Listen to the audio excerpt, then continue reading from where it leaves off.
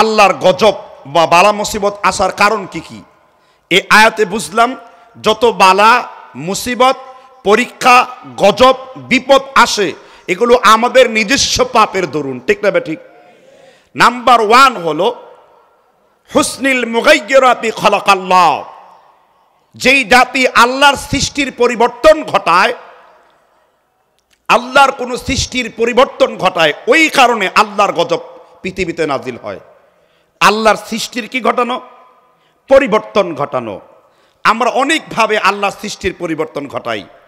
যেমন অনেক পুরুষেরা তাদের পুরুষের আকৃতি বাদ দিয়ে মেয়েদের আকৃতি ধারণ করছি, এটা আল্লাহর সৃষ্টির পরিবর্তন ঘটানো, ঠিক না ঠিক?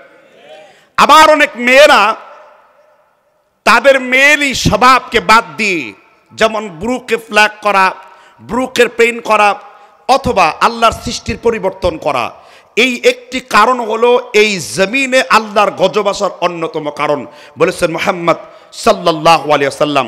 হাদিস ইমামে ইবনে হাজার আসকালানি ফাতহুল বারি এর দ্বিতীয় ভলিউমের 220 নম্বর পৃষ্ঠায় উল্লেখ করেছেন, বুখারী শরীফের বরাত দিয়ে একই হাদিস উল্লেখ করেছে মুসান্নাফে আব্দুর রাজ্জাকে ইমামে আব্দুর রাজ্জাক সানআনী রাহমাতুল্লাহ আলাইহি এই হাদিসটি সংকলন করেছেন।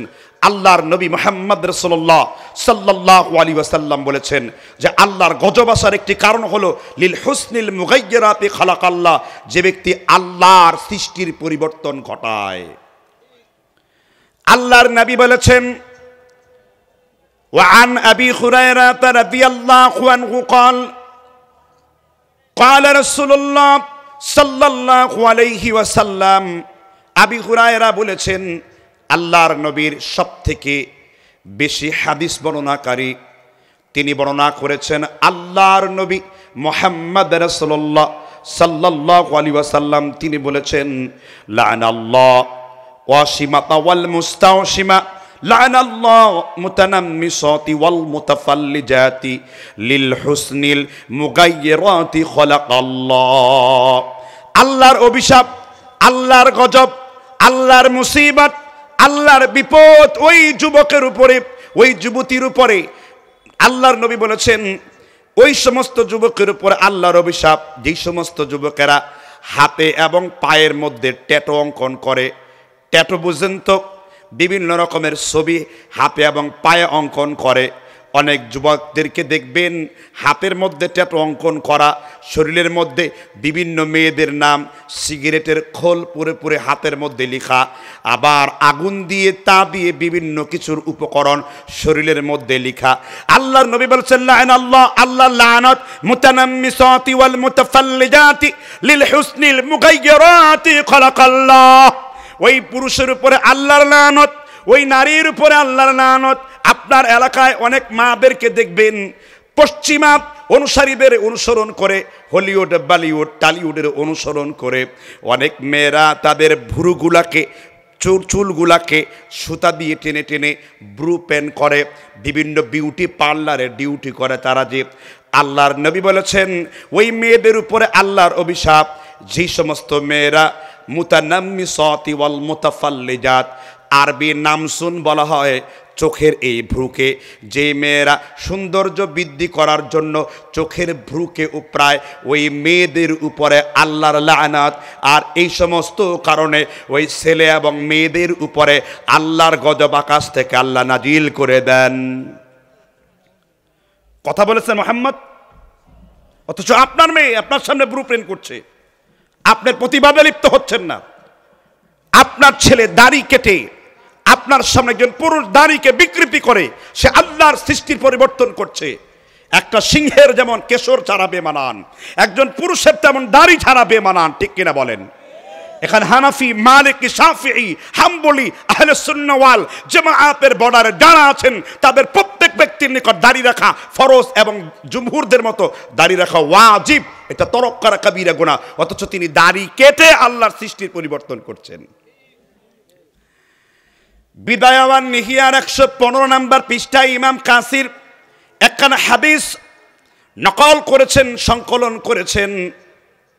পারস্যর দেশ ইরানের দেশের দুইজন দূত, দূত মানে হলো Messenger, who carry the letters, যে চিঠি বহন করে তাকে বলা হয় মেসেঞ্জার। আল্লাহর নবী ওই দুইজন ব্যক্তিকে দূর থেকে দেখলেন, তাদের গুপগুলো বিশাল বড় বড়, দাড়িগুলো একেবারে মুন্ডানো, দাড়ি নাই। আল্লাহর নবী দূর থেকে দেখে বললেন, রাগিমা আনফুহ, রাগিমা আনফুহ, তার নাক ধুলোয় দূষরিত হোক, তার নাক ধুলোয় দূষরিত হোক। আল্লাহর নবী মুখকে অন্যদিকে ফিরিয়ে ওই ইরানের দূতকে জিজ্ঞেস করলেন, চিঠিবাহককে জিজ্ঞেস করলেন, তোমরা গুফগুলোকে বড় বড় আর দাড়িগুলোকে কর্তন করেছো কেন?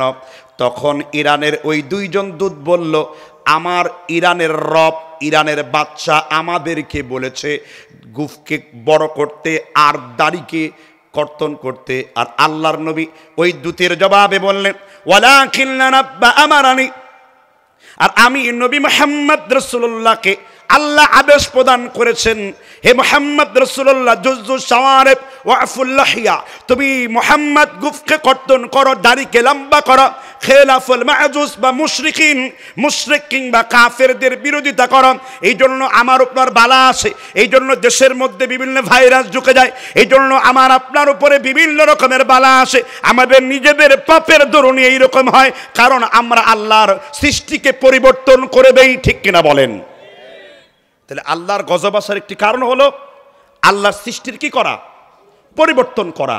অনেক ছেলেরা স্মার্ট হওয়ার জন্য হাতের মধ্যে ব্রেসলেট পরছে, আছে না নাই?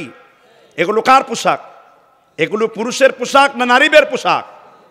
নারীদের পোশাক। নারীর জন্য আল্লাহ তাআলা সৌন্দর্য বর্ধনের জন্য তাকে অলংকার দিয়েছেন, আবার অলংকারের জাকাতের ব্যবস্থা করেছেন, ঠিক কিনা?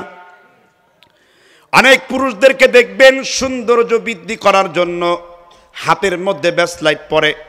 আল্লাহ বানালেন পুরুষ আর স্বভাব হয়ে গেল নারীর। কয়দিন পরে তোমরা তো শাড়ি ব্লাউজ পরতে শুরু করবা, কারণ চুরি দিয়ে শুরু করেছো, শাড়ি দিয়ে শেষ করবা, ঠিক না ঠিক? আর আমার নবী মুহাম্মদ রাসূলুল্লাহ বলেছেন, আমার বক্তব্য যতজন যুবকের কান পর্যন্ত পৌঁছে যায়, যে এই মাহফিলের ভিতরে এসেছেন, দলমত নির্বিশেষে যার কানের মধ্যে আল্লাহর হাবিবের হাদিসটা পৌঁছে যাবে। সুনানে আবু দাউদের 1015 নম্বর হাদিস, আল্লাহর নবী মুহাম্মদ রাসূলুল্লাহ বলেছেন, ওয়া আন আনাস ইবনে মালিক রাদিয়াল্লাহু আনহু قال قال رسول الله صلى الله عليه وسلم من تشبه بقوم فهو منهم, যে ব্যক্তি অন্য কোন জাতির অনুসরণ করে চলে, আল্লাহ রাব্বুল আলামিন তাকে সেই জাতির বলে অন্তর্ভুক্ত করে দেন। আপনি যদি ইহুদিদের অনুসরণ করেন, আপনি ইহুদিদের সাথে হাসরের ময়দানে উঠবেন। আপনি যদি খ্রিস্টানদের অনুকরণ করে চলেন, আপনি নাসারাদের সাথে হাসরের ময়দানে উঠবেন। আর আপনি যদি আমার নবী মুহাম্মদ রাসূলুল্লাহর অনুসরণ করেন, আপনি আমার নবী মুহাম্মদ রাসূলুল্লাহর সাথে হাসরে উঠবেন। সুবহানাল্লাহ বলবেন না? আমার কথা বুঝতে পারতেছেন আপনারা? তাহলে আল্লাহর গজব আসার এই চেইনটি আপনি বন্ধ করুন। বিপদ আসার কি? আল্লাহর সৃষ্টির পরিবর্তন ঘটানো। এটা ঘটানো যাবে? এটা হারাম কাজ। এর সাথে কিছু শিরকি কর্মকাণ্ড আছে। অনেক মাদের ছেলে মারা যায়, ছেলেদের মারা যাওয়ার বন্ধ রোধে দেখবেন অনেক ছেলেদের কানের মধ্যে ফুরায়া ওইখানে কানের মধ্যে দোল পরায়া দেয়। কারণ দোল পরায় দেয় কেন? তোমার মেয়েকে নাচ শিখাবে নাকি? ছেলেকে নর্তকী বানাবার চেষ্টা করছো নাকি? তাহলে কানের মধ্যে যে দোল পরানো হলো, এটা হলো আল বিদআ ওয়াল খুরাফা। এগুলো এক ধরনের কুসংস্কারে আচ্ছন্ন শিরিক। মাওলানা আশরাফ আলী থানভী ইসলাহ রসম নামের একটি উর্দু গ্রন্থের মধ্যে তিনি আলোচনা করে বলেছেন, এগুলো হলো সম্পূর্ণ বিদাতি এবং ভণ্ডতের কর্মকাণ্ড। কোনো পুরুষ কখনো কানের মধ্যে দোল লাগায়া ওর ভাইয়ের মৃত্যু ঠেকাতে পারে না। এটা সরাসরি আল্লাহর কোরআন এবং নবী মুহাম্মদ রাসূলুল্লাহর সাথে সাংঘর্ষিক, নেগোশিয়েট কোরআন অ্যান্ড সুন্নাহ, ঠিক কিনা বলেন? এগুলো করা যাবে না। তবে মেয়েরা কি কানে দুল পড়তে পারবে? হ্যাঁ, মেয়েরা কানে দুল পড়তে পারবে। আল্লাহর নবীর একাধিক স্ত্রী কানের মধ্যে দোল পরেছেন, নাকের মধ্যে নোলক পরেছেন, হাতের মধ্যে বালা পরেছেন। সুবহানাল্লাহ বলেন। এই বিষয়ে ক্লিয়ার করে দিলাম, বিভ্রান্তির কোনো সুযোগ আছে? এবার আল্লাহর মুসিবত আসার দ্বিতীয় প্রকার ব্যক্তি হলো কারা? দ্বিতীয় প্রকার ব্যক্তি হলো যেই খানের লোকেরা ব্যভিচারের সাথে লিপ্ত হয়, জেনার সাথে লিপ্ত হয়, জেনাকে নিত্যসঙ্গী বানায়, তাদের উপরে আল্লাহর অভিশাপ বর্ষিত হয়। ব্যভিচার বুঝেন তো? জেনাকে বলা হয়েছে। আর আল্লাহর নির্দেশ সূরা বানী ইসরাঈলের মধ্যে, লা তাকরাবুজ জিনা ইন্নাহু কানা ফাহিশা। আল্লাহ রাব্বুল আলামিন বলেছেন, তোমরা ব্যভিচারের ধারে কাছে যেও না। ব্যভিচার হলো সব থেকে নিকৃষ্ট পথ। ব্যভিচার কোথায় নাই? আপনার এলাকায় বিরামপুর এই এলাকার নাম। আপনি যদি এখন রাস্তায় বের হন, আপনি দেখবেন সেইখানে ব্যভিচার চলছে। যুবকদের মোবাইল ফোন আটক করেন, দেখবেন মোবাইলে পরকীয়া প্রেম চলছে। আর অবিবাহিত হলে পরে গার্লফ্রেন্ডের সাথে প্রেম ভালোবাসা চলছে। আর যদি তাও না হয়, তাহলে দেখবেন ইপটিজিং, অ্যাডপ্টিজিং, রাস্তার মোড়ে মোড়ে এখন ব্যভিচারকে সস্তা করা হয়েছে। আল্লাহর নবী মুহাম্মদ রাসূলুল্লাহ সাল্লাল্লাহু আলাইহি ওয়াসাল্লাম মুসনাদ আহমদের মধ্যে হাদিস এনেছেন 17054 নম্বরে। আল্লাহর নবী মুহাম্মদ রাসূলুল্লাহ বলেছেন, ইন্নাল্লাহা কাতাবা আলা ইবনে আদম হাদ্দাহু মিনাজ জিনা আদরাকা যালিকা লা মাহালাতা ফাজিনাল আইনাইনি নাদারু। আল্লাহর নবী বলেছেন, আদম সন্তানের সব নারী এবং পুরুষেরা জেনা বন্ধ করবে না। সব থেকে ছোট জেনা হলো চোখের জেনা। আর আল্লাহর নবী বলেছেন, কোনো মেয়েকে হাত দিয়ে স্পর্শ করা হলো হাতের জেনা। আল্লাহর নবী বলেছেন, কোনো মেয়ের সাথে ভাব লাগিয়ে কান দিয়ে কোনো মেয়ের কণ্ঠ শোনা, এটা কানের জেনা, জেনা হলো কবালো। আর কোনো মেয়েকে বিবাহ বহির্ভূত চুমো দেওয়া হলো ঠোঁটের জেনা। আল্লাহর নবী মুহাম্মদ রাসূলুল্লাহ বলেছেন, হাতের জেনা, পায়ের জেনা, ঠোঁটের জেনা কমপ্লিট হয়ে যাওয়ার পরে আদম সন্তানেরা বড় জেনাও করবে। নবী তারপর স্পষ্ট করে বলেছেন, লা তাকুমুস সাআ হাত্তা ওয়ালাদা জানি। ব্যভিচার, জেনা এমন মারাত্মক অবস্থা ধারণ করবে শেষ পর্যন্ত কিয়ামতের পূর্বে অধিকাংশ মেয়েরা, অনেক মেয়েরা তারা অবৈধ গর্ভপাত হবে, ইলিগেল অ্যাবর্টিভ হবে। তার মানে হলো ঘরে ঘরে বেশি বেশি জারজ সন্তান তৈরি হবে, বাস্টার্ড তৈরি হবে। পত্রিকা খুললেই দেখা যায় অমুক বাগানে 2টা সন্তান পাওয়া গেছে। আবার বরিশালের এমসি কলেজের নিচে টাঙ্কে উঠালে পরে 3000 টাটকা জারজ সন্তান পাওয়া যায়। এগুলো কোন কারণে রে ভাই? এগুলো হলো আমার সমাজে জেনা এবং ব্যভিচারের প্রসার কারণে। ঠিক না ব্যাঠিক বলেছেন মুহাম্মদ? হাত্তা ওয়ালাদা জান, ওই পর্যন্ত দুনিয়া ধ্বংস হবে না যেই পর্যন্ত ব্যভিচার চরম আকার ধারণ না করবে। কোথায় ব্যভিচার নেই? যৌন সুরসুরি সব জায়গায় আছে। একদিকে আমরা একাধিক বিয়ে বন্ধ করেছি, আর আরেক দিকে আমরা ব্যভিচার যত্রতত্র এনেছি। আল্লাহ বলেছেন, ব্যভিচার রোধ করার জন্য সমাজের মধ্যে একাধিক বিয়ের প্রচলন শুরু করে দাও। তোমরা বিয়ে করো, মাসনা, সুলাসা, রুবা। যদি তোমার মনে চায় 2টি করো, যদি তোমার মনে চায় 3টি করো। যদি তাতেও তোমার যথেষ্ট না হয়, সাফিসিয়েন্ট না হয়, এনাফ না হয়, তাহলে তুমি 4টে বিয়ে সম্পূর্ণ করো। তবুও তুমি ব্যভিচারের রাস্তা বন্ধ করো। কিন্তু ব্যভিচার ঘটে যাচ্ছে, বৃদ্ধ ব্যভিচার করছে। ব্যভিচার কোথায় নেই? এখানে চায়ের দোকানে ঝড় তুলছে, একটা হিন্দি ফিল্ম লাগিয়ে দিচ্ছে। মেয়েরা গিবতের আড্ডা বসাচ্ছে, স্টার জলসা ঘরের মধ্যে চালু করেছে, স্টার প্লাস চালু করেছে, হিন্দি ফিল্মের সিরিয়ালগুলো দেখছে, পাকিস্তানের আইডল, ইন্ডিয়ার আইডলগুলো ঘরের মধ্যে বসে বসে দেখে নিজের মূল্যবান সময়গুলো আল্লাহর পথ থেকে বিচ্যুত করে দিচ্ছে।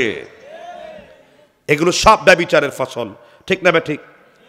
আর আল্লাহর নবী সমগ্র যুবকদেরকে উদ্দেশ্য করে বলেন, সুনানে তিরমিজি ঈদের খুতবার অধ্যায় হাদিস, আল্লাহর নবী খুতবার মেম্বারে দাঁড়ায়া বললেন, ইয়া শাবাবা কুরাইশিন ইহফাযু ফুরুজাকুম ওয়া লা তাজনু।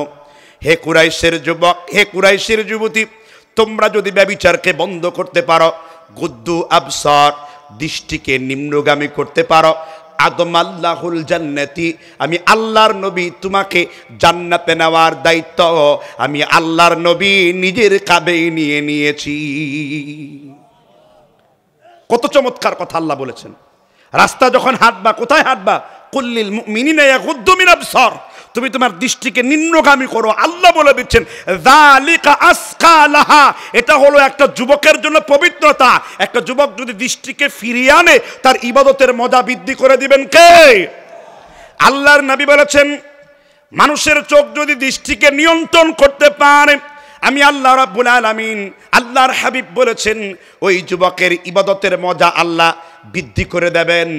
আপনার নামাজের মজা বেড়ে যাবে, রোজার মজা বেড়ে যাবে, যাকাতের মজা বেড়ে যাবে, আপনার ঈমান ইসলামের স্বাদ আরো বৃদ্ধি পাবে আপনি যদি ব্যভিচারকে নিয়ন্ত্রণ করতে পারেন। ইবনে কাসিরের মধ্যে এই সূরা বানী ইসরাইলের তাফসিরে আলোচনা করতে যেয়ে বলেন কসফুন খসফুন ওয়া মাদখুন, আল্লাহ তাআলা আকাশ থেকে ভূমিধস করবেন, এই জমিনে বেশি বেশি ভূমিকম্প তৈরি হবে একমাত্র ব্যভিচারের কারণে। আল্লাহ রাব্বুল আলামিন একটা চেন থেকে, একটা মালা থেকে, একটা পুঁতি থেকে, একটা তাসবিহ থেকে যখন একটা মালাকে টেনে বের করা হয় তখন কয়টা মালা আর তাসবিহ দানায় থাকে বলেন তো? একটাও থাকে না। আল্লাহর গজব যখন আল্লাহ নাজিল করে দেন তখন এই জমিনে তখন আল্লাহর গজব আর বন্ধ করা থাকে না। আল্লাহ তাআলা কোরআনে বলেছেন আর রিজালু কাওয়ামুনা আলান নিসাই, সমগ্র পুরুষদেরকে বলো নারীর উপর কর্তৃত্ব করার জন্য। কিন্তু মুসলমানের এখন 18 কোটি মানুষের মাথার উপরে নারীর ক্ষমতা আছে না নাই? এ কথা তো আল্লাহর, এ কথা তো মুহাম্মদ রাসূলুল্লাহ। তাহলে ব্যভিচার বন্ধ হবে কিভাবে? এই তো গত কয়েকদিন আগে, মাত্র 22 থেকে 25 দিন পূর্বে ঢাকা শহর প্রায় ভূমিকম্পে কম্পিত হয়েছে। নবীজি এই জন্য বলেছেন যে এখানে ব্যভিচার হবে, লা তাকুমুস সাআ হাত্তা তুকথারা জালাজিল, ব্যভিচার প্রসার যখন হবে প্রচন্ড আকারে ভূমিকম্প জমিনের মধ্যে বেড়ে যাবে, এটা আল্লাহর গজবের অংশ বলেছেন মুহাম্মদ সাল্লাল্লাহু। মিশকাতুল মাসাবিহ 1 নম্বর ভলিউম 1472 নম্বর হাদিস, মোল্লা আলী কারি আল হানাফি মেরকাতেও হাদিসটি বর্ণনা করে সহিহ বলে মোল্লা আলী কারি আল হানাফি সহিহ বলে আখ্যায়িত করেছেন। তাহলে ব্যভিচার বন্ধ করুন। কোথায় ব্যভিচার নেই? খাবার টেবিলে খেতে বসছেন, দেবর আর ভাবি খাচ্ছে, এটা একটা ব্যভিচার। কোথায় ব্যভিচার নেই? ছেলে মেয়েকে স্কুলে পড়িয়েছেন, ছেলে মেয়ে একসাথে সহশিক্ষা দিচ্ছে, এটা ব্যভিচার। কোথায় ব্যভিচার নেই? মাদ্রাসায় হুজুর পড়াচ্ছে, সহশিক্ষায় মেয়েদেরকে একসাথে ছেলে মেয়ে নিয়ে, সেখানে ব্যভিচার হচ্ছে। কারণ মুহাম্মদ রাসূলুল্লাহ বলেছেন নির্জনে যখন নারী আর পুরুষ থাকে মাঝখানে থাকে জাহান্নাম, তার নাম কি? ইল্লা কানা সালিসুহুমা শাইতান, তৃতীয় আরেকটা ব্যক্তি থাকে, তার নাম কি? শয়তান। তাহলে আল্লাহর গজব বন্ধ হবে কিভাবে? আমার নিজের ঘর ঠিক নেই, আমার পার্শ্ববর্তী ব্যক্তির বাড়ি ঠিক নেই। আনদির আশিরাতাকাল আকরাবিন, আল্লাহর নির্দেশ হলো নিজেও ইসলামের উপর চলো, তোমার প্রতিবেশীকেও, তোমার প্রিয়জনকেও ইসলামের উপর চালাও। কু আনফুসাকুম ওয়া আহলিকুম নার, সূরা তাহরিমে আল্লাহ আলোচনা করেছেন তুমি নিজে জাহান্নামের অগ্নি থেকে বাঁচো, তোমার আহালদেরকেও জাহান্নামের আগুন থেকে বাঁচাও। কিন্তু ব্যভিচার এমনভাবে সয়লাভ করেছে যে আমরা আল্লাহর গজব বন্ধ করছি না। এই জন্য এই পাপিষ্ঠর উপরে কার গজব এসেছিল? আল্লাহর গজব পড়েছে। আবার লূত আলাইহিস সালামের কওমে যেই ধরনের পাপ হতো, বর্তমানে বাংলাদেশে কিছু কিছু জায়গায় ওই ধরনের পাপ আছে না নাই? পৃথিবীর অনেক পার্লামেন্টে ছেলে ছেলেকে চিঠি দিয়ে বিয়ে করে, মেয়ে মেয়েকে চিঠি দিয়ে বিয়ে করে। এটা ইংরেজিতে বলে লেসবিয়ান এবং গ্রে সেক্স, হোম সেক্স, সমকামিতা। ছেলে ছেলেকে বিয়ে করে, মেয়ে মেয়েকে বিয়ে করে, আছে না নাই? আর লূত আলাইহিস সালামের যুগে আল্লাহ তাআলা বলেছেন আদ-দারবু ফিলি ওয়াল মাফউল, উপরে যে আছে নিচে যে আছে, ইসলামের সরকার বা সরকারের দায়িত্ব হলো তাকে দুনিয়া থেকে কি করে দেওয়া? বিদায় করে দেওয়া। অথচ আমাদের সমাজে এটা সস্তা হচ্ছে। আল্লাহর গজব আমরা এমনভাবে আনছি এখান থেকে ফিরে আসতে পারছি না। আমরা কতবার চিন্তা করি, এখানে অনেক পুরুষরা আছে মেয়েদেরকে রাস্তায় নিয়ে বের হন, অনেক ভাবিদের হাজবেন্ড রয়েছে, ভাবিকে সাজিয়ে গুজিয়ে বুলবুলির পেছনের অংশের মতো বানিয়ে পাতলা কাপড় পরিয়ে রাস্তার মধ্যে নিয়ে যায় আর বলে তোমাদের ভাবিকে কেমন লাগছে। কিছু ইমানদাররা বলে যে ভাবিকে এইভাবে নিয়ে আসছেন কেন? তখন ভাইজান উত্তর দেন আমি আর কত দেখব, তোমরাও দেখো। কোনো ইজ্জত নাই। সামান্য পরিমাণ মনের মধ্যে কোনো আফসোস নাই। শুধু জোরে আমিন বললেই হাদিস খুঁজেন, বুকে হাত বাঁধলেই হাদিস খুঁজেন, তাকবীরাতুল ঈদাইন খুঁজলেই হাদিস খুঁজেন, পায়ে পায়ে মেলার সময় আকিমুস সুফুফাকুম কানা আহাদুনা ইয়ালযাকু মানকিবাহু বিমানকিবি, সেখানে হাদিস খুঁজেন। পর্দার ক্ষেত্রেও আপনাকে হাদিস খুঁজতে হবে, কারণ পর্দার কারণেই জেনা এবং ব্যভিচার সমাজের মধ্যে বিশাল ব্যাপকতা লাভ করেছে। ঠিক কিনা বলেন? পর্দাতেও আপনাকে চ্যাম্পিয়ন হতে হবে, মিয়া ফিল মিয়া, 100তে 100 হতে হবে। আল্লাহর নবীর একজন সাহাবা সাদ ইবনে উবাদা রাদিয়াল্লাহু আন, আপনিও পর্দা করেন আর সাদ ইবনে উবাদাও পর্দা করে। আল্লাহর নবী বলেছেন, হে সাদ, যদি কোনো ব্যক্তিকে দেখো তোমার স্ত্রীর সাথে ব্যভিচার করছে, সাদ তুমি তোমার স্ত্রীকে কি করবে? সাদ ইবনে উবাদা বলেছেন, আল্লাহ হে আল্লাহর নবী, আল্লাহ হে আল্লাহর নবী, আল্লাহ হে আল্লাহর নবী, আনা আদরিবু উনুকা গায়রা মুসফাতি, আমি সাদ বলছি আমার স্ত্রীকে একটা কোপ দেব আর আমার স্ত্রীর সঙ্গে যাদা করে দেব। হুজুর কিচ্ছা বলেছেন। হাদিস মুসনাদে বাজ্জার, তাবারানি এবং জামিউল হাদিস, ইমাম জালালউদ্দিন সুয়ুতি 2355 নম্বরে সনদ সহিহ, শুআইব আরনাউত হাদিসটিকে সহিহ বলে আখ্যায়িত করেছেন। তাহলে বোঝা যাচ্ছে এই কথাটি চূড়ান্তভাবে ব্যভিচারের কারণে আল্লাহর মুসিবত এই পৃথিবীতে আসে। আপনি ঘরের মধ্যে খাবার খাওয়ান, আপত্তি নাই, তবে যদি কোনো ঘরে একান্ত ব্যবস্থা না থাকে, ভাবিরা পর্দা মেনটেন করে দেবরকে খাওয়াবে, দেবররা পর্দা মেনটেন করে ভাবির সাথে কথা বলবে। সেই পর্দার জন্য হিজাব থাকবে, সেই পর্দার জন্য মুখমণ্ডল থাকবে, সেই পর্দার জন্য হাত খোলা থাকবে। যেই সমস্ত লোকেরা ফতোয়া দেয় মুখমণ্ডল, হাতের কবজি, পায়ের কবজি খোলা থাকে, আমি বলি ওই সমস্ত আলেমরা মূর্খ, জাহেল, মুরাক্কাব। কোরআনের সাথে রাসূলুল্লাহর হাদিসের সাথে তাদের কোনো সম্পর্ক নাই। শরীয়তের ফতোয়া হলো এই, মহিলারা মুখমণ্ডল ঢাকতেই হবে, সে বাধ্য, তাকে ছাড় দেওয়ার কোনো সুযোগ নাই। যেই মৌলবী সব ফতোয়া দিয়েছে তাকে আমরা চিনি না, সে মূর্খ। ওয়ারিদ আনিল জাহিলিন, আর আল্লাহ বলছেন মূর্খদেরকে তোমরা এড়িয়ে চলো। কথা বুঝতে পেরেছেন কিনা?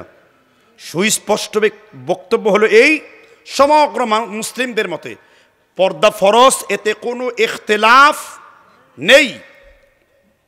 সুতরাং আপনাকে ব্যভিচার বন্ধ করতে হবে।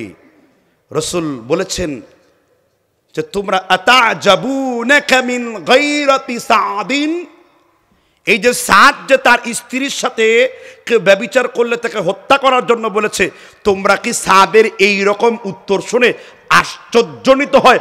আল্লাহে, আল্লাহর কসম, আনা আগিয়ারু মিন, আমি তো সাদের থেকে বেশি ক্ষিপ্ত, আমি সাদের থেকে বেশি উজ্জ্বল দীপ্ত, আমি সাদের থেকে এই পর্দার ব্যাপারে বেশি অগ্নিস্ফুলিঙ্গ, বলেছেন মুহাম্মদ সাল্লাল্লাহু আলাইহি ওয়াসাল্লাম। আর আপনি, আপনার মধ্যে সেই ইমান, স্পিরিচুয়াল পাওয়ার যেটা থাকার কথা, এটা ইন্টারেস্টের পরিবর্তে মিনিমাইজিং হচ্ছে। এই জন্য স্পষ্ট করে কান খাড়া করে শুনুন, সমাজে যদি আল্লাহর গজব মুসলিম সমাজে বন্ধ করতে হয়, ব্যভিচারের রাস্তাকে বন্ধ করতে হবে। ঠিক কিনা বলেন? তাহলে দুইটি অপশন বলার পরে তৃতীয় অপশন বলবো, আল্লাহর গজব আসার, আল্লাহর বিপদ মুসিবত আসার তৃতীয় আরেকটি কারণ, বিরক্ত লাগতেছে? তাহলে কোরআন হাদিস বলার সময় যেই লোকেরা উঠে যায়, দয়া করে তাকে বসিয়ে ফেলুন, কারণ টাটকা ফরমালিন ছাড়া বেয়াদব সে। তৃতীয় প্রকার ব্যক্তি হলো আল্লাহর গজব আসার যখন সমাজের মধ্যে ব্যাপক শিরকের সয়লাভ হয়, প্রচুর শিরক হয়।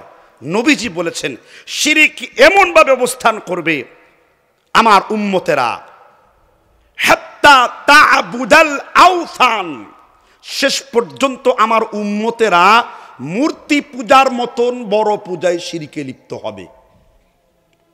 বলেছেন মুহাম্মদ। কোন কিতাবে আছে? বুখারীতে রয়েছে, কিতাবুল ফিতানে রয়েছে, 6033 নম্বর হাদিস রয়েছে। রাসূল বলেছেন, ওয়া আন আব্দুল্লাহ ইবনে উমর রাদিয়াল্লাহু আনহু قال قال رسول الله صلى الله عليه وسلم ইবনে উমার বলেছেন আল্লাহর নবী বলেছেন যে ওই পর্যন্ত দুনিয়া ধ্বংস হবে না হাত্তা ইয়াবুদাল আওতান, যেই পর্যন্ত আমার উম্মতেরা মূর্তি পূজার মতন পূজায় লিপ্ত হবে। অথচ আমরা আল্লাহর সাহায্য প্রার্থনা করছি। আমাদের ঘরে ঘরে সব জায়গাতে শিরিকের অনুপ্রবেশ আছে না নাই?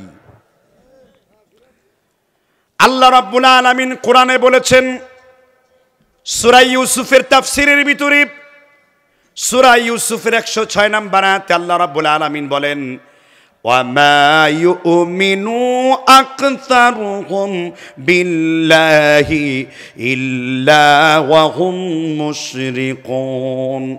হে বিশ্বনবী, দুনিয়ার বেশিরভাগ লোক আমি আল্লাহকে আল্লাহ বলে মানে, কিন্তু কিছুক্ষণ পরেই আবার আল্লাহর সাথে শিরকে লিপ্ত হয়ে যায়। মানে বেশিরভাগ লোক আল্লাহকে আল্লাহ বলে মানে, আবার একটু পরে তারা শিরকে লিপ্ত হয়ে যায়। শিরিক নেই কোনখানে বলেন? আপনি একটু পূর্বেই বক্তব্য করলেন, আপনি একটু পূর্বেই নামাজ পড়লেন, আপনি লোকদেরকে দেখানোর জন্য নামাজ পড়লেন। আল্লাহর নবী বলেছেন মান সাল্লা ইরাই ফাকাদ আশরাকা ওয়া মান সামা ইরাই ফাকাদ আশরাকা ওয়া মান তাসদাকা ইরাই ফাকাদ আশরাকা। কেউ যদি লোক দেখানোর জন্য নামাজ পড়ে সে শিরক করে, কেউ যদি লোক দেখানোর জন্য রোজা রাখে সে শিরক করে, কেউ যদি লোক দেখানোর জন্য মানুষকে দান করে সেও আল্লাহর সাথে কি করে? এই শিরিক মারাত্মক। আল্লাহর নবী বলেছেন অন্ধকার রাত্রিতে ছোট্ট একটা পিঁপড়া তোমার শরীরে চললে যেমন তুমি টের পাও না, আল্লাহর নবী বলেছেন এর থেকে দ্রুত গতিতে শিরিক তোমাদের মধ্যে ঢুকে যায়। কত সূক্ষ্ম শিরিক!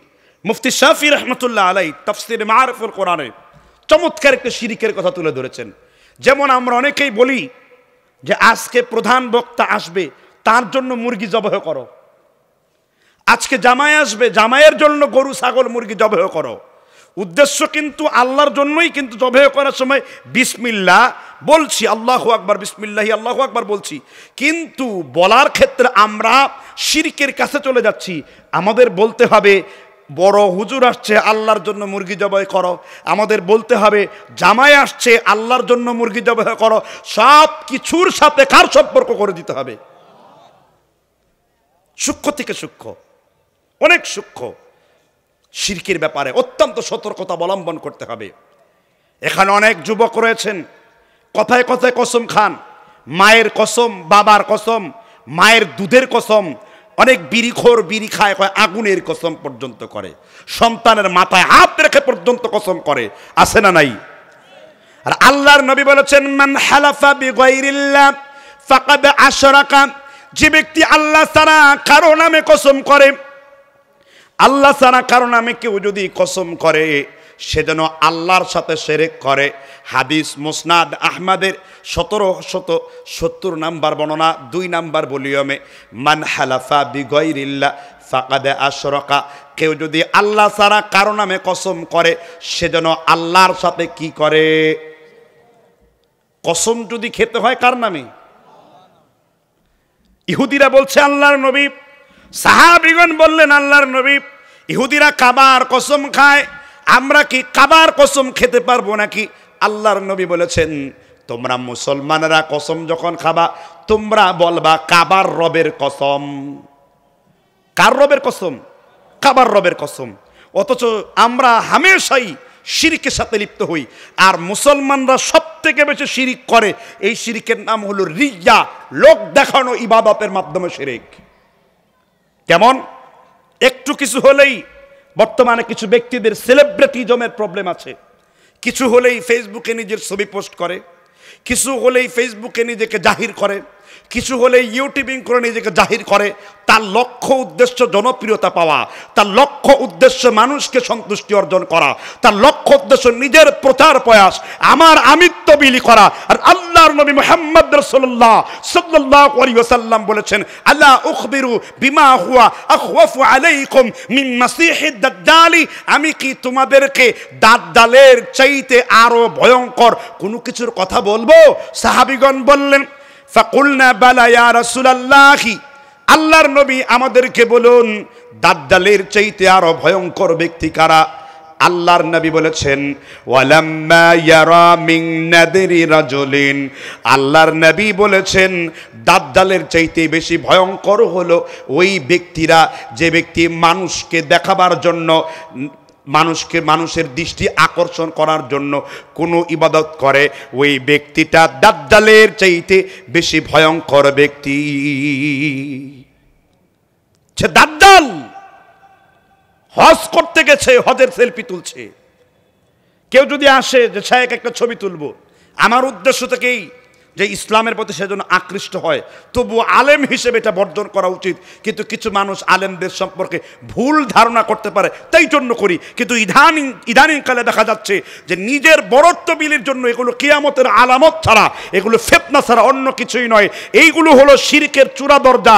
মানুষ বড় বড় শিরক থেকে বেঁচে থাকলেও মাওলানা আশরাফ আলী থানভী, আল্লামা ফকিহ আবুল আইস সাবরকান্দি রহমতুল্লাহ আলাইহি তামবিহুল গাফিলিনে আলোচনা করেছেন যে মানুষ অন্য শিরক থেকে বেঁচে থাকলেও মানুষের রিয়া থেকে, লোক দেখানোর শিরক থেকে বেঁচে থাকতে পারে না।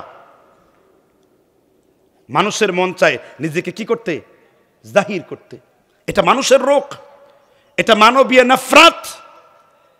সবসময় মানুষ নিজেকে জাহির করতে চায়। জালিলুল কদর সাহাবা আব্দুল্লাহ ইবনে মাসউদ রাদিয়াল্লাহু তাআলা তিনবার বললেন, আল্লাহর নবী আজকে সারা রাত্র আমি তাহাজ্জুদের নামাজ পড়েছি। আবার বললেন, আজকে সারা রাত্র আমি তাহাজ্জুদের নামাজ পড়েছি। আবার বললেন আল্লাহর নবী, আজকে সারা রাত্র আমি তাহাজ্জুদের নামাজ পড়েছি। আল্লাহর নবী তৃতীয়বার উত্তর করলেন, তুমি তো আমাকে দেখাবার জন্য, শোনাবার জন্য এটা করেছো, বিন্দু পরিমাণ নেকি তোমার আমল নামায় লেখা হবে না। কারণ কি? আপনি যত ইবাদত করবেন আল্লাহর সন্তুষ্টির জন্য করবেন। কোরআনুল কারীমে আপনি যত সূরা পড়বেন, সূরা বাকারা পড়বেন, সূরা বাকারার নাম আছে না নাই? সূরা ইমরান পড়বেন, ইমরানের নাম আছে না নাই? সূরা নিসা পড়বেন, সূরা নিসার নাম আছে না নাই? সূরা মায়েদা পড়বেন, কোরআনুল কারীমে সূরা মায়েদার নাম আছে না নাই? এমন একটা সূরা বলেন যেই সূরা পড়েন কিন্তু তার ভেতরে ওই সূরার নাম নাই, সেই সূরার নাম কি? সূরা ইখলাস। কারণ কি? ইখলাস যার ভিতরে থাকবে সে কোনোদিন নিজেকে প্রকাশ করবে না। আল্লাহর নবী মুহাম্মদ রাসূলুল্লাহ বলেন, নাসিন ফি ইয়াদি কুরাবিন ফি হুকমিক। আল্লাহর নবী মসজিদে যখন বসতেন এতিমের মতন, গোলামের মতন, একেবারে সাধারণ মানুষের মতন বসতেন। আল্লাহর নবী বলতেন, আল্লাহ তোমার হাতের মধ্যে আমার চুলের জুটি। আমি সবসময় দোয়া করি, আল্লাহ মানুষকে আমার চোখে বড় বানা দাও, আর আমি বিশ্ব নবীকে আমার নিজের চোখে ছোট বানায়া দাও। আমার নিজের চোখে আমাকে ছোট করে দাও, আর মানুষকে আমার চোখে কি করে দাও? বড় করে দাও। এই জন্যই তো আমাদের বালা মুসিবত আসে। আমরা ছোট ছোট শিরক থেকে কখনো কখনো বড় শিরকে লিপ্ত করে ফেলি, ঠিক না বে ঠিক? নামাজের মধ্যে রিয়া। ফাওয়াইলুল লিল মুসাল্লিন আল্লাযীনা হুম আন সালাতিহিম সাহুন। এমনিতে ইমাম সাহেব 5 ওয়াক্ত নামাজ পড়েন না, কিন্তু চাকরি করলে কমিটির মধ্যে 5 ওয়াক্ত নামাজ পড়েন। এটা পড়েন আল্লাহর জন্য না কমিটিরকে দেখাবার জন্য? এমনিতে ইমাম সাহেব আস্তে আজান দেন, কিন্তু কমিটি যেহেতু সুরের পূজা করে এজন্য একটু জোরে আল্লাহু আকবার, আল্লাহ 50 আলিফ টানতে থাকে। কারণ যদি সুর দিয়ে ওয়াজ না করে তাহলে তার চাকরি টিকে থাকবে না। এগুলো কিসের ঘাটতি? ইখলাসের ঘাটতি। আর ইখলাসওয়ালা কথা হলো এই, সে ব্যক্তি রিয়া মুক্ত থাকবে, লোক দেখানো কাজ থেকে মুক্ত থাকবে। তাই আসুন আমরা নিজেদেরকে রিয়া মুক্ত কাজ থেকে, অর্থাৎ রিয়া মুক্ত ইবাদতগুলোকে আমরা করি। কারণ যেই কাজ আপনি আল্লাহর জন্য করবেন, ইবাদত কবুল হওয়ার জন্য 3টি শর্ত আছে। কি? 1 নম্বর শর্ত হলো আল্লাহর আদেশ থাকতে হবে, নাসউবুদু রাব্বাকুমুল্লাযী খালাকাকুম ওয়াল্লাযীনা মিন ক্বাবলিকুম লাআল্লাকুম তাত্তাকুন।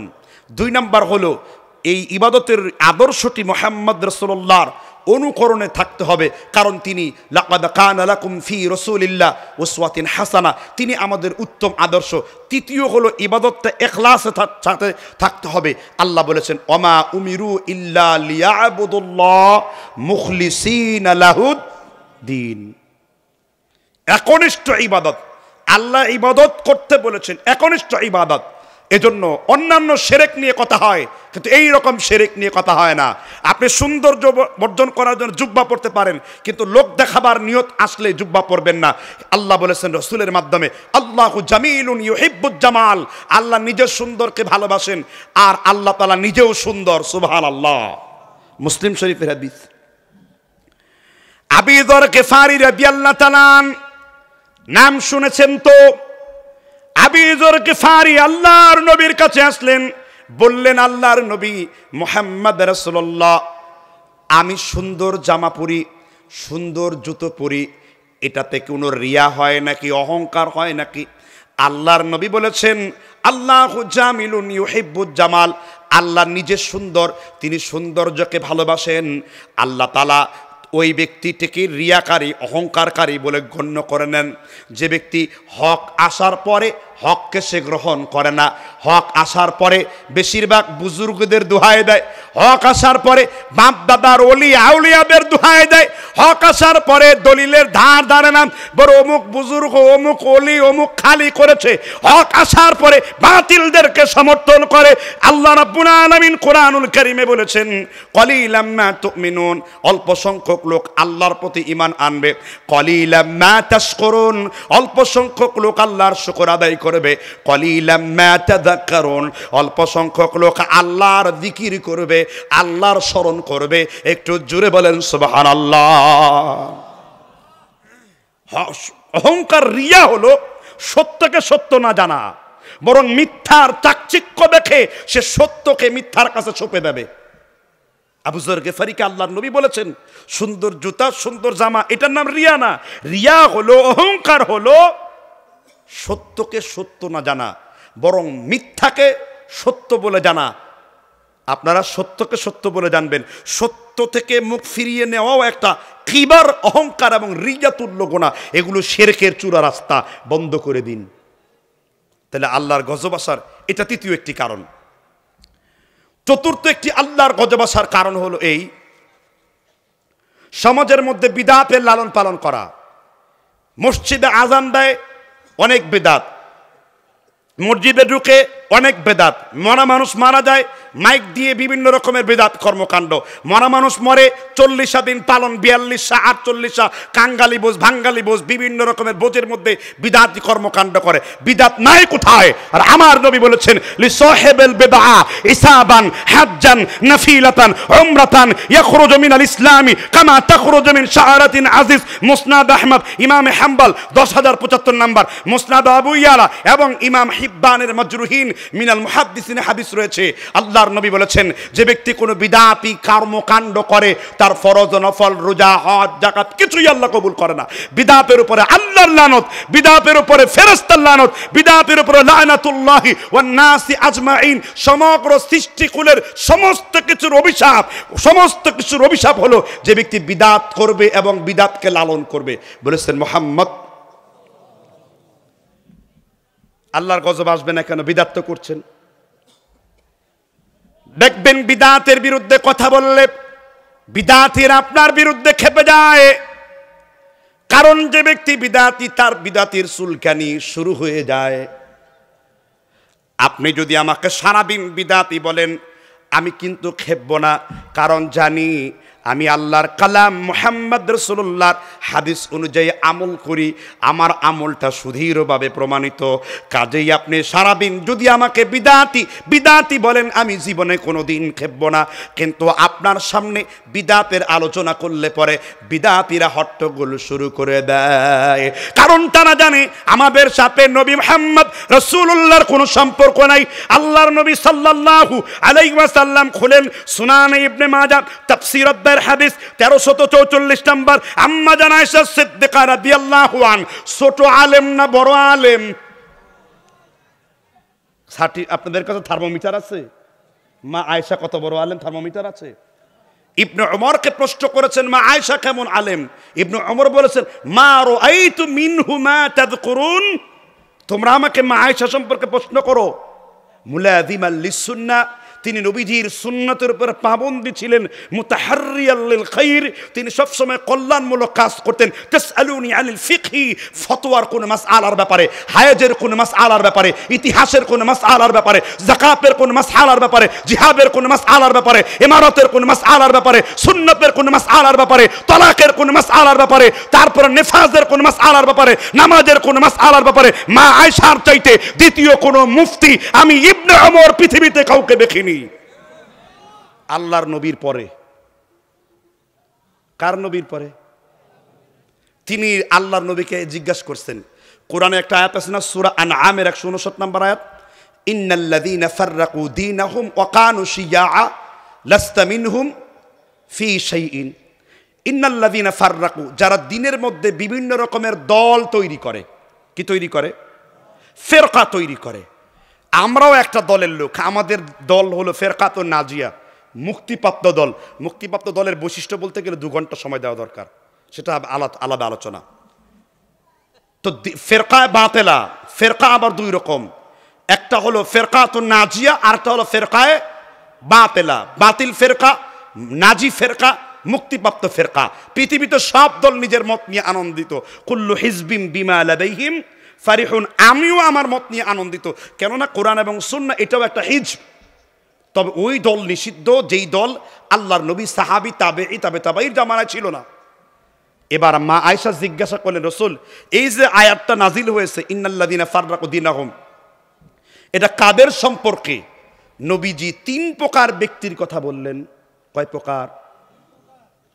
1, আসহাবুল বিদআহ, যে ব্যক্তি বিদাতের সাথে আছে, যে ব্যক্তি বিদাতকে লালন করে, যে ব্যক্তি বিদাতকে সম্মান করে। মান ওয়াক্কারা সাহিবা বিদআতিন ফাকাদ আআনা আলা হাদমিল ইসলামি, নবী বলেছেন বাইহাকিতে 1441 নম্বর হাদিসে, যে ব্যক্তি বিদাতিকে সম্মান করে সে যেন আমার ইসলামকে ধ্বংস করে ফেলে। হাদিস গরিব সূত্রে বর্ণিত। লিসাহিবিল বিদআ, আল্লাহ রাসূল বলেছেন আয়েশা, এর মধ্যে এক দল হলো যারা বিদাতকে কি করে? অনুসরণ করে। হুজুর বিদাতই তো বুঝলাম না, খালি কথায় কথায় বেদাত কন। নবীজি যা করেছেন তাই যদি বেদাত হয়, নবীজি কি মাইক ব্যবহার করেছেন? মাইকও বেদাত। নবীজি কি মানে কি বলে এটাকে উড়োজাহাজ ব্যবহার করেছেন? উড়োজাহাজ বেদাত। নবীজি কি গাড়ি চড়েছেন? গাড়িও বেদাত।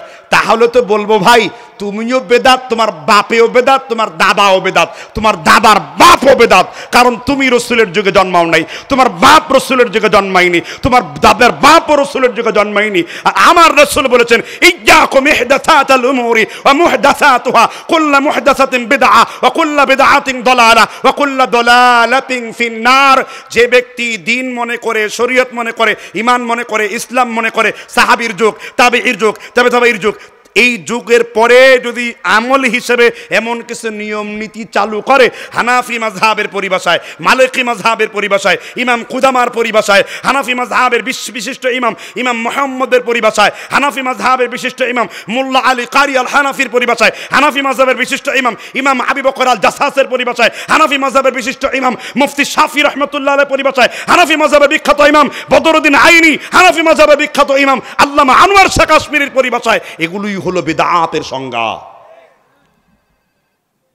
কি বুঝলেন?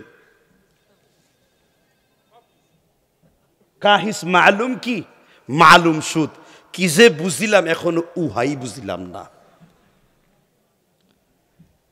তাহলে বিদআতের পিছনে বিদআতকে, আর যদি কেউ মক্কা মদিনায় বিদআত করে, মক্কা মদিনা বিদআত থেকে মুক্ত বলেছেন মুহাম্মদ নবী বলেছেন। মুয়াত্তা মালিকের হাদিস 254 নাম্বার, ইন্না মদিনাতু খায়রুল লাহুম, মদিনা হলো পৃথিবীর সর্বশ্রেষ্ঠ জায়গা। আল মদিনাতু তাব মদিনাতু তাইয়্যিবা, মদিনা হলো গরম লোহার কড়াই, লোহাকে জাল দিলে পরে লোহার খারাপটা যেমন উপরের দিকে চলে যায়, মদিনা সুন্নত এমনভাবে প্রতিষ্ঠিত হয়, মদিনা তাওহীদ এমনভাবে প্রতিষ্ঠিত করে, মদিনায় কখনো খারাপটা থাকে না। কারণ মদিনার গলিতে গলিতে আল্লাহ 4 আঙ্গুল পরিমাণ জায়গা বাকি নাই যেখানে ফেরেশতা মোতায়েন করেন নাই। এজন্য খালি সারাদিন গান গায়, মুনাম্মার কাদের প্রাণ আমার কাঁদে রে যেতে সোনার মদিনা, যে মদিনা ধন্য হলো পে তোমার ঠিকানা। খালি মদিনা যাবো কেমনে, গান গাইলে মদিনা পাওয়া যায় না। মদিনার মোহাব্বত করতে হলে মদিনার নবী মুহাম্মদ রাসূলুল্লাহকে সুন্দরভাবে অনুসরণ করে চলতে হবে। এবার আম্মা জান আয়েশা বললেন, রসুল এই যে দলগুলো তারা কারা? রসুল বললেন, হুম আসহাবুল বিদায় হুম আসহাবুল আহওয়াই। এই দলগুলো হলো তারা যারা নিজের প্রবৃত্তির অনুসরণ করে কোরআন হাদিসের ব্যাখ্যাগুলো মানুষের কাছে করে। আল্লাহর নবী বিদাতির বিরুদ্ধে বলতে যে বলেছেন, আয়েশা রে আনা মিনহুম বুরাউন ওয়া হুম মিন্নি বুরাউন, আমি রাসূলুল্লাহ তাদেরকে ছেড়ে দিয়েছি আর বিদাতিরা আমি নবীজিকেও ছেড়ে দিয়েছে। যারা বিদাত করে তারা নবীজিকে ছেড়েছে আর নবীজিও তাদেরকে কি। এবার কি বুঝলেন, কি বুঝালাম? তাহলে আল্লাহর অভিশাপ যুক্ত দল হলো চতুর্থ প্রকার ব্যক্তি হলো যেখানে বিদাত প্রতিষ্ঠিত হয়। এজন্য আসেন বিদাতের বিরুদ্ধে কথা বলি। মিলাদের বিদাত উঠিয়ে দিয়েছি, শবে বরাতের রুটি হালুয়ার বিদাত উঠিয়ে দিয়েছি, তারপর কিয়ামের বিদাত আমরা উঠিয়ে দিয়েছি, দেইনি? আস্তে আস্তে আরো বিদাত উঠবে। ওলামায়ে দেওবন্দের অনেক সূর্য সৈনিকরা এই সমস্ত বিদাতের বিরুদ্ধে লিখেছে। সেই সব হকগুলো প্রচার করার চেষ্টা করুন। আল্লামা মুফতি আব্দুর রশিদ গাঙ্গুহি ফাতোয়ায়ে রাশিদিয়ায় আহসানুল ফাতোয়ায় মাওলানা আশরাফ আলী থানভী এমদাদুল মুফতিঈনের মধ্যে অসংখ্য বিদআত রদ করেছেন তিনি। এটা ভালো দিক না খারাপ দিক? আমরা কারো ভালোটাকে ভালো বলবো আর কারো খারাপটাকে এড়িয়ে চলার চেষ্টা করব। ইন্না হাদাল ইলম দীনুন ফানজুরু আম্মান তাখুযুনা দীনাকুম। ইমাম ইবনে সিরিন রাহমাতুল্লাহ আলাইহি লিখেছেন। বোধহয় খুব বিরক্ত লাগতেছে আপনাদের জন্য।